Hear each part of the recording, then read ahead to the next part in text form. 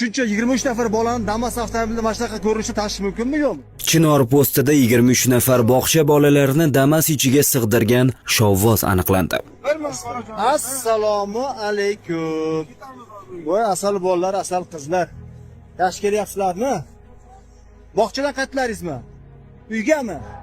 Ma'lum bo'lishicha, Toshkent viloyati Ohangaron tumanida joylashgan Chinor yo'l patrul xizmati maskanida inspektorlar tomonidan Damas rusumli avtomobil to'xtatilib tekshirilganida transport vositasida haydovchi va uning hamrohidan tashqari yana 23 nafar bolalar olib ketilayotganligi aniqlangan.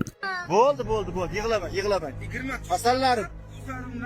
Asallarim sizlar qiynab qo'yibdir bu shopir amaksal qiynab. Qanaqa tashib ketasiz? Qanaqa vijdoningiz yo'q qo'ydi mana shu holatda bolalar tashish?